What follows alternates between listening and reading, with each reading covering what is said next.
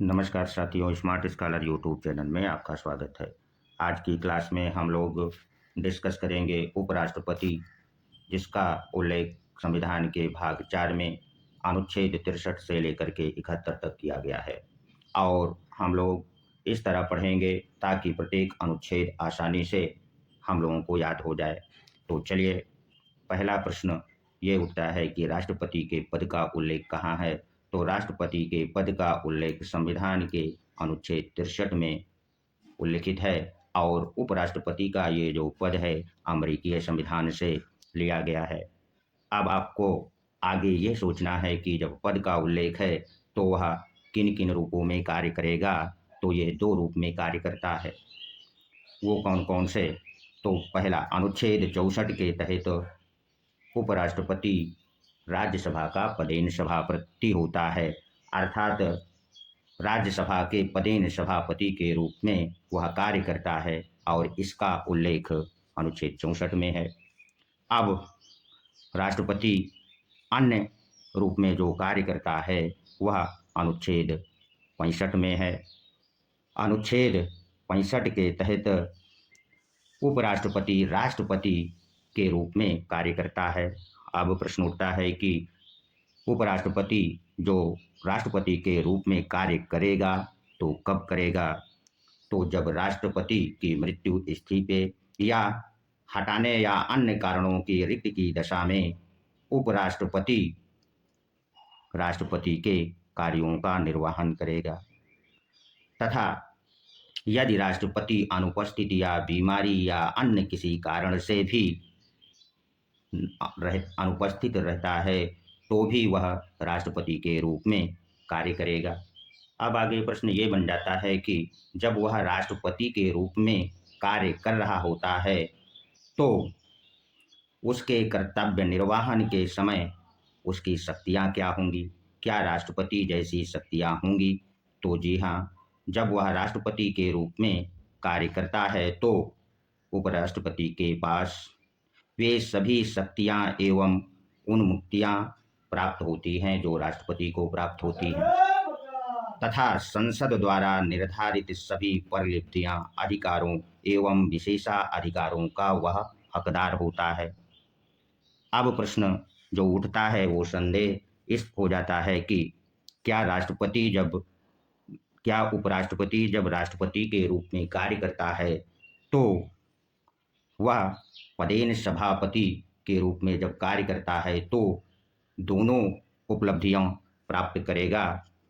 तो जिस समय वह राष्ट्रपति के रूप में कार्य करता है तो उसे राष्ट्रपति की ही शक्तियां प्राप्त होंगी और राज्यसभा की सभा की अध्यक्षता उस समय राज्यसभा का उपाध्यक्ष करता है, ना कि राष्ट्रपति।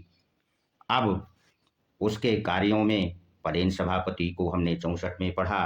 राष्ट्रपति के रूप में कार्यों का निर्वहन वह अनुच्छेद 65 के तहत करता है। अब प्रश्न उठता है कि राष्ट्रपति का निर्वाचन कैसे होता है और निर्वाचन की शर्तें क्या हैं और राष्ट्रपति बनने के लिए कौन सी योग्यताएं होनी चाहिए। इसका उल्लेख अनुच्छेद 65 में 66 में किया गया है। तो सबसे पहले राष्ट्रपति का निर्वाचन कैसे होता है ये जान लेते हैं। तो राष्ट्रपति के निर्वाचन में संसद के सभी सदस्य निर्वाचन में भाग लेते हैं, जबकि हम लोगों ने राष्ट्रपति का जो निर्वाचक मंडल पढ़ा था उसमें संसद के केवल निर्वाचित सदस्य और राज्यों की विधानसभाओं के निर्वाचित सदस्य भाग लेते हैं, किंतु उपराष्ट्रपति के निर्वाचक मंडल में केवल संसद के ही सदस्य भाग लेते हैं। वो भी सभी सदस्य चाहे निर्वाचित हों या मनोनीत, तथा जो व्यक्ति उपराष्ट्रपति का चुनाव लड़ता है उसके लिए शर्त है कि 20 प्रस्तावक और 20 अनुमोदक होना चाहिए। ये शर्त है। उपराष्ट्रपति के लिए एक और शर्त है कि वो ये कि यदि उपराष्ट्रपति संसद या राज्य के विधानमंडल का सदस्य नहीं होना चाहिए। यदि है तो जिस तिथि को वह अपना पद ग्रहण करेगा रिक्त माना जाएगा। ये तो हो गई शर्तें। अब उसकी योग्यता क्या होनी चाहिए? तो योग्यता में वो भारत का नागरिक हो, 35 वर्ष की आयु पूरा कर चुका हो तथा राज्यसभा के सदस्य के रूप में निर्वाचित होने की योग्यता रखता हो। अब हमने उसके निर्वाचन को पढ़ लिया, उसकी योग्यताएं और शर्तों को पढ़ लिया, तो उसका कार्यकाल कितना होगा, इसका उल्लेख कहाँ है? तो इसका उल्लेख अनुच्छेद 67 में है। राष्ट्रपति का कार्यकाल कब कितना होता है, ये आपको समझना है। तो राष्ट्रपति जब पद ग्रहण करता है उस तिथि से वह 5 वर्ष तक अपने पद पर बना रह सकता है।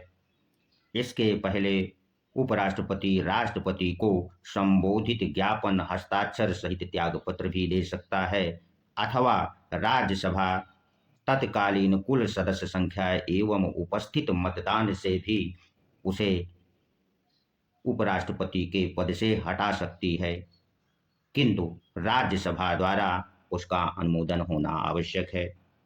और जब उपराष्ट्रपति को पद से हटाने का प्रस्ताव राज्यसभा में प्रस्तावित होता है, तो इसकी सूचना उपराष्ट्रपति को 14 दिन पहले दी जानी आवश्यक है। तो राष्ट्रपति का कार्यकाल हो गया। अब मान लेते हैं कि उपराष्ट्रपति का पद रिक्त हो जाएगा, तो इस दशा में फिर क्या होगा? तो इसका उल्लेख अनुच्छेद 68 में किया गया है कि रिक्त होने पर क्या संविधान में प्रावधान है।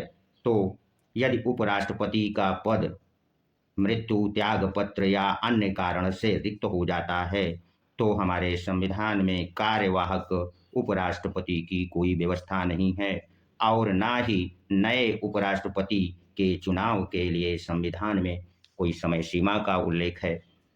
केवल इतना लिखा हुआ है अनुच्छेद 68 में कि यथाशीघ्र चुनाव कराया जाएगा। अब जब चुनाव होगा तो जो नया उपराष्ट्रपति अपना पद धारण करेगा, क्या वह रिक्त समय तक ही रहेगा? तो जी नहीं। नया उपराष्ट्रपति अगले 5 साल तक पद ग्रहण करने की तिथि से पद धारण करेगा, ना कि शेष समय के लिए। अब उसका जो नया राष्ट्रपति चुन लिया जाता है रिक्त होने की दशा में, तो अब उपराष्ट्रपति का जो शपथ भी होनी चाहिए कि उसके शपथ का क्या उल्लेख है।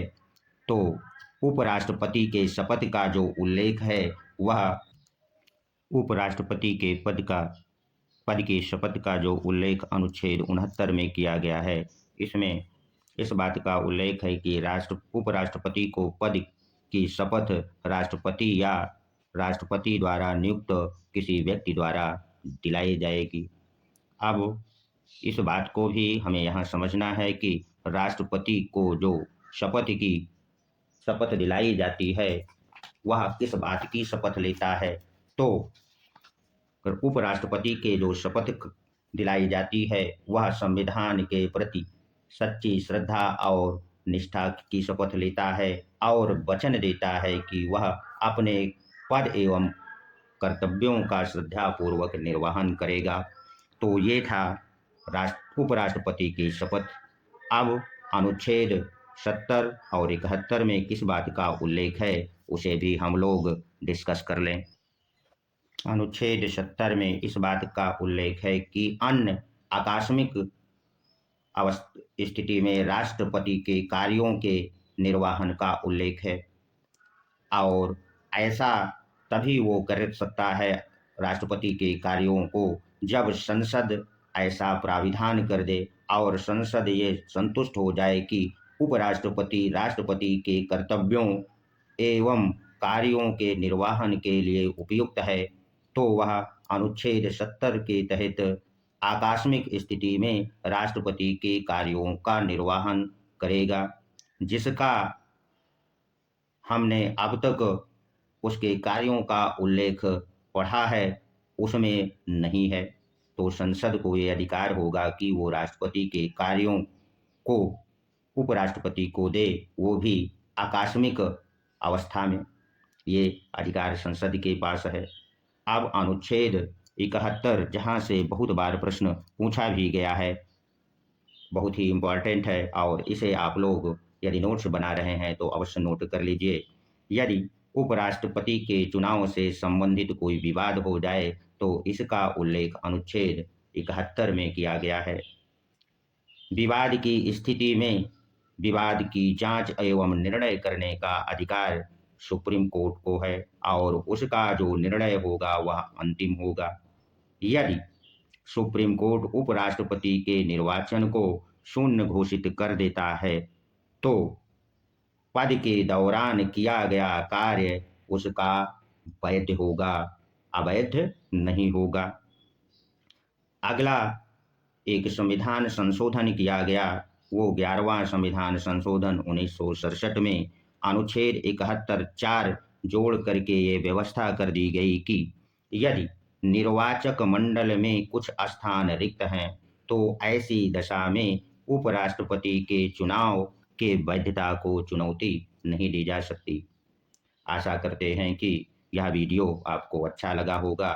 इसे लाइक कर दीजिए, सब्सक्राइब कर दीजिए ताकि इसी तरह की वीडियो आपको मिलती रहे। धन्यवाद, मिलते हैं अगले वीडियो में।